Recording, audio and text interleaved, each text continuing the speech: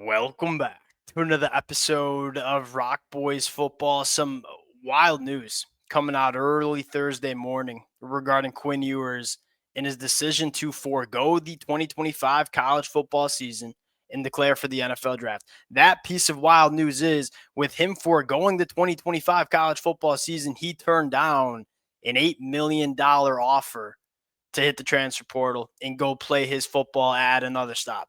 Now I'm sitting here on a Thursday morning drinking my cup of coffee and saying, all right, many of y'all know I don't love to talk about NIL.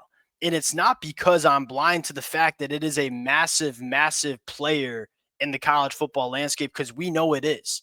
The reason I don't choose to talk about it all that much is one, I'm more interested in talking the actual football, but more importantly, it's really hard to discern what information is legit and what information is not. And you look at the NIL reporting and all the numbers that we see fly around on Twitter, on the message boards, where is that information coming from? The information is probably coming from NIL representation of the athlete or an opposing school that didn't get the athlete. In both cases, in both parties, they are both incentivized to report the highest possible number.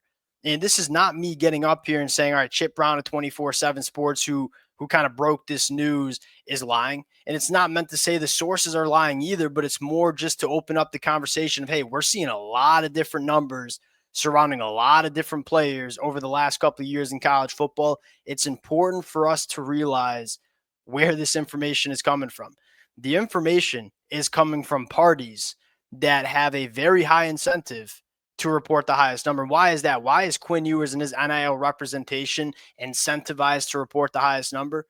Like, if you're a college football athlete or you're a five-star coming out of high school and you're saying, all right, who am I going to choose to represent my NIL negotiations? I'm looking at and saying, Quinn Ewers' representation got him $8 million to enter the transfer portal.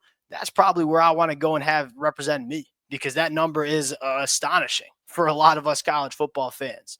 So I want to start with that, is that we see these reports coming out, and I'm not saying they're not accurate, but I am saying that the sources of the information very clearly have the incentive to report a very, very high number. Now, the other part of the conversation that I want to get into and why I'm choosing to talk about this is becoming a very common trend in the landscape of college football, right? I think most notably with Cam Ward last year, that could have been a third round NFL draft pick, decides to come back, enter the transfer portal, go to Miami. Now we're talking about him being a top 5 pick, arguably the first pick in the NFL draft. You saw it work for Jaden Daniels at LSU. You saw it work for Bo Nix. You saw it work for Michael Penix. You might see it work for Carson Beck.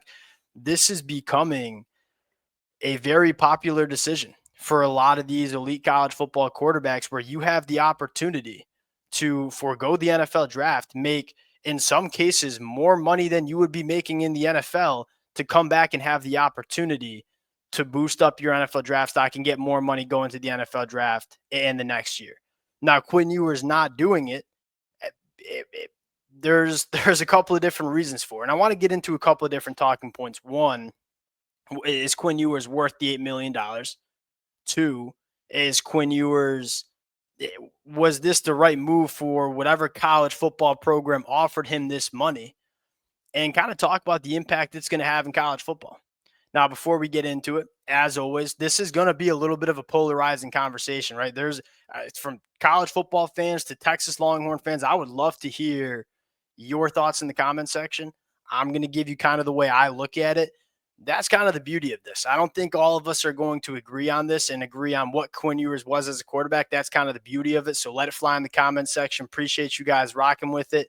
If y'all do enjoy the content, consider subscribing to the channel. Now, we kind of talked about the accurate information. That's kind of my take on it, is I think us as college football fans, it's not ignoring the numbers that we're seeing, but it's kind of being skeptical of the numbers that we're seeing, because the parties that are reporting those numbers have a very good and high incentive to report a very high number.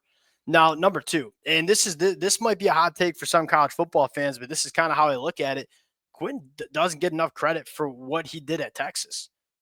This is coming from a Michigan fan that watched Quinn Ewers tear us up week 2 in 2024. But I think more importantly, look, Am I getting up here and saying Quinn Ewers was the best quarterback in college football? Absolutely not. I don't even think Texas Longhorn fans would argue that either. But you look at his career at Texas, look, Texas was a 5-7 football team the year before Quinn Ewers got there. Quinn Ewers arrives on campus, they go 8-5 in his first season, and then back-to-back college football playoff appearances. Like he has put this Texas program. I'm not saying it's all on Quinn Ewers kind of putting this program up like this, but he was starting quarterback.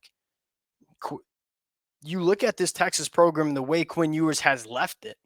This is a Texas program that's going to be competing for national championships for years to come. Before Quinn Ewers got there, this was a 5-7 football team.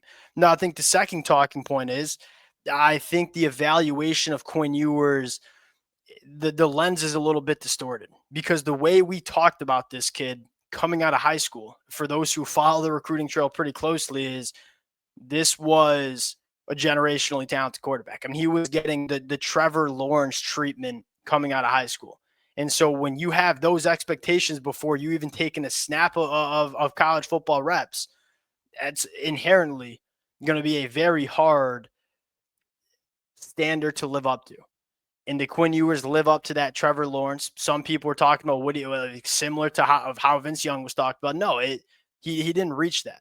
But that doesn't necessarily mean he was a bad quarterback at Texas. That's kind of my take on it. Now, the third conversation is, and again, there's so many different ways to unpack this, is did he make the right move? And the program that offered him reportedly $8 million, was that the right decision? My personal take is Quinn Ewers, and this is me having zero information on what's going on with Quinn and what he's hearing from the NFL draft and what his life and what he wants. I look at it and say it's hard to argue that he made the right move financially because you look at just the track record of quarterbacks that have decided to come back for one more year. One, they make a lot of money in NIL, and we're reportedly seeing Quinn was going to make a lot of money as well. You look at Bo Nix with another year. You look at Michael Penix for another year. You look at Jaden Daniels. You look at Cam Ward. There's a lot of examples of quarterbacks coming back for one more year and having a lot of success, competing for national championships, and most importantly, helping their NFL draft stock. The way I look at it, if Quinn was going to make anything close to this much money, which is going to be more than he would have made in his first year at the NFL, I'm surprised that he didn't make it. Now, one is the information might not be right. And number two, maybe he's just saying, hey, my legacy, I want it to be as a Texas Longhorn. And I don't want people to think about my college football career in anything but a Texas Longhorn helmet and jersey. That certainly could be it. And that's important to a lot of people. Now, the other side of it is, were these college football programs that were offering him this much money, does that make sense? And look, it's when you have the opportunity to get a bona fide good quarterback, you want to jump at it. You look at the two programs that are playing for national championships on Monday night, they both have transfer portal quarterbacks in Will Howard and Riley Leonard. When you have the opportunity to get a proven quarterback, you want to jump at it. Now, my take on Quinn Ewers is I think you need to put some pieces around him if he's going to have success. I don't think he's the difference maker that some other quarterbacks were or are. If you're spending $8 million on Quinn Ewers, do you have the resources to build a juggernaut offense around him is probably the question I have. And the answer is probably not. And so I look at it and say, I don't know if I would have offered Quinn Ewers the $8 million. And those are kind of the ways you look at it. One, is this information even accurate? Is certainly a question. I know a lot of people have certain opinions on it. Number two, was it worth it? Should Quinn Ewers have taken the money? Or number three, was it worth it for these programs to offer him that? A lot of different ways you could approach it. Those are kind of my takes on the situation.